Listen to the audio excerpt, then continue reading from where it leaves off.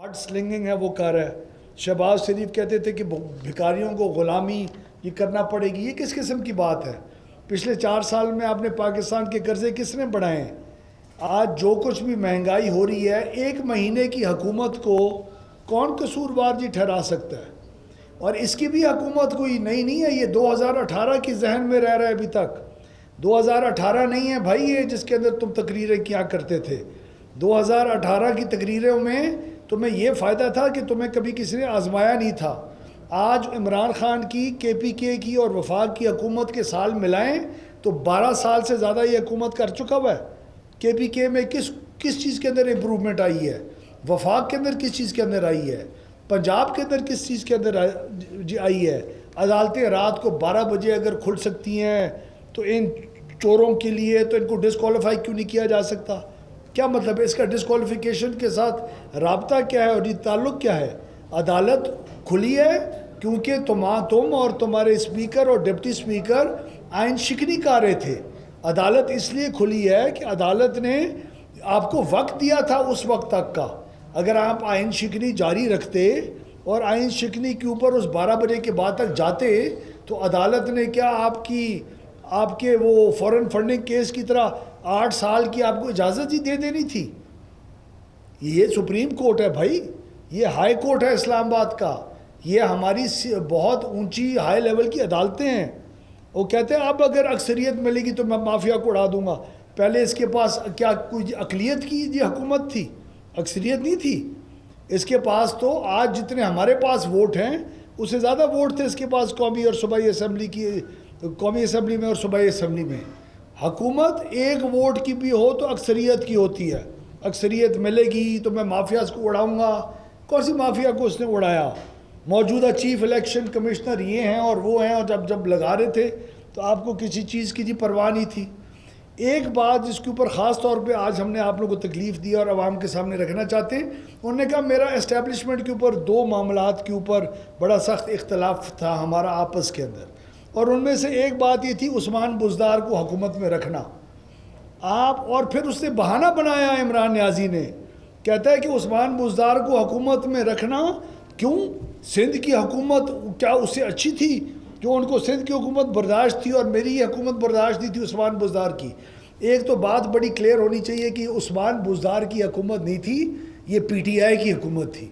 इमरान न्याजी इस सूबे को रूल कर रहा था। वो हर हफ्ते आता था, वो आइन शिकनी करके वफाक की हुकूमत सूबे के ऊपर जी धोसता था और उसने सूबे का बेड़ा गर्क किया। पिछले अभी कुछ चंद हफ्ते हुए हैं, 2 हफ्ते भी नहीं हुए, हमजा शहबाज साहब को जी वज़ीर आला पंजाब बने हुए।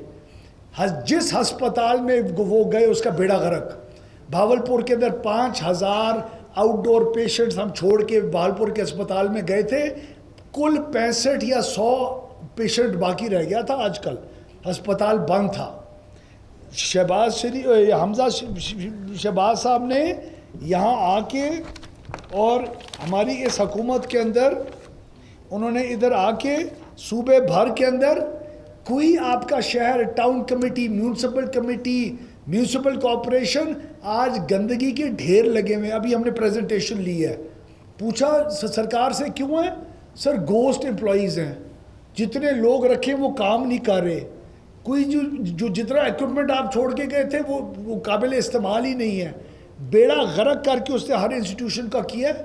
102 नौकरियां हमें पता चला SDOs की, इंजीनियर्स की। आज नौजवानों को जॉब्स नहीं मिल रही। 102 इंजीनियर्स की पोजीशंस SDOs की महकमा आबपाशी के अंदर खाली हैं। गवर्नेंस के इश्यूज़ हैं, नहरें सही नहीं चल रही क्योंकि इंजीनियर्स नहीं हैं। और इन्होंने 3.5 साल में 102 लोगों का पब्लिक सर्विस कमीशन के ज़रिए इम्तिहान लेके और उनको वो रख नहीं सका। चोलिस्तान में पानी की अगर ड्राउट की बात आई, जिस दिन ड्राउट की खबर अभी मीडिया के अंदर भी नहीं आई थी, हमने अपनी CM साहब ने अपनी मीटिंग्स कॉल करके लोगों का तयन करके पानी का इंतज़ाम करवा के कोई सुलेमान के अंदर और इन जगहों के ऊपर फौरी तौर के ऊपर काम शुरू करवाया। 19,000 पानी के मोगे हैं जिसके अंदर पानी नहीं पहुंचता। उनके अंदर नौजवानों के फ़ोन नंबर्स का तयन करना, उनसे बातचीत करके पूछना, ادھر تو کوئی سسٹم، پنجاب کی حکومت کو اور اس صوبے کو کھنڈرات کے حالات میں چھوڑ کے گیا پی ٹی آئی کا عمران خان اور عثمان بزدار. یونین کاؤنسل کی سطح کے اوپر آپ کی کوئی ہے ہی نہیں.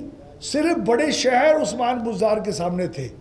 حمزہ شہباز صاحب کے سامنے ایک ٹاؤن کمیٹی اور میونسپل کمیٹی کا بڑا ہمارا کلیئر ہے کہ ہم اس صوبے کو چمکا کے رکھیں گے اور صرف لاہور پنڈی کو نہیں کریں گے. ہر ٹاؤن کمیٹی، ہر میونسپل کمیٹی، ہر آبادی جو ہے 2000 کی آبادی تک لے کے جائیں گے.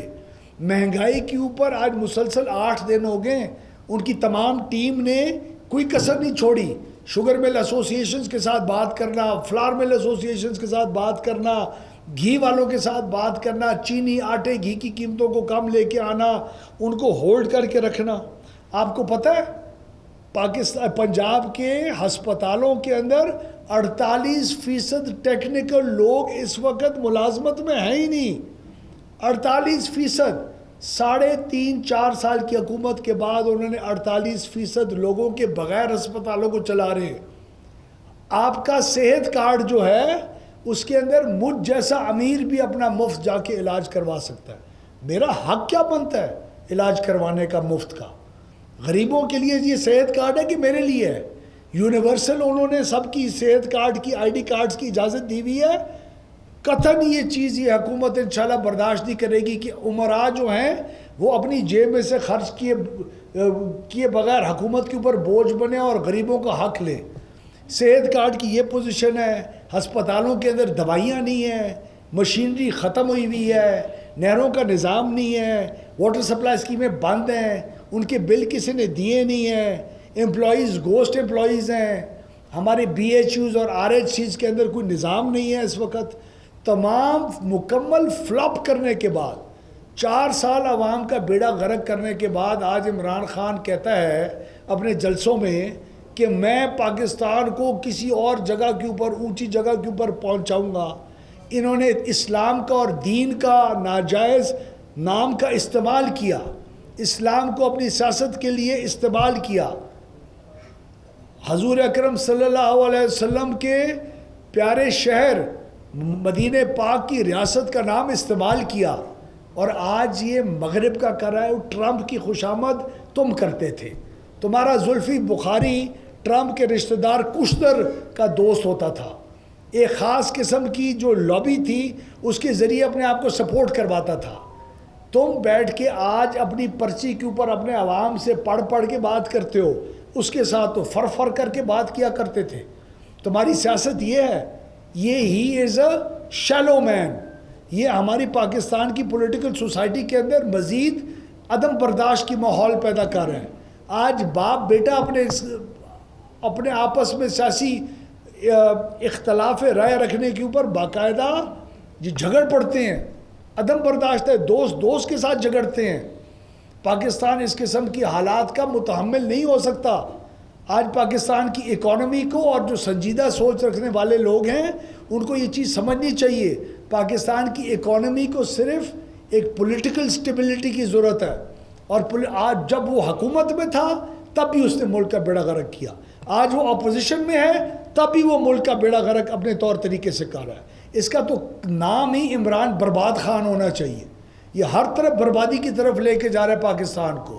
ہم انشاءاللہ بڑی کیٹیگوریکلی ہماری پنجاب حکومت میاں حمزہ شہباز کی لیڈرشپ کے اندر بڑی کیٹیگوریکلی فوکسڈ ہے.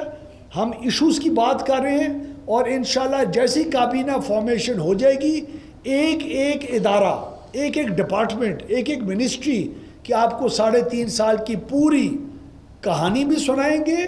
ہم نے کہاں کس جگہ کے اوپر حکومت کو کس پوزیشن میں حاصل کیا ہے اور اگلے 7 سال کے اندر کہاں تک لے کے جائیں گے. آج سیالکوٹ کا ایشو دیکھیں آپ، مذہبی ایشو ہے.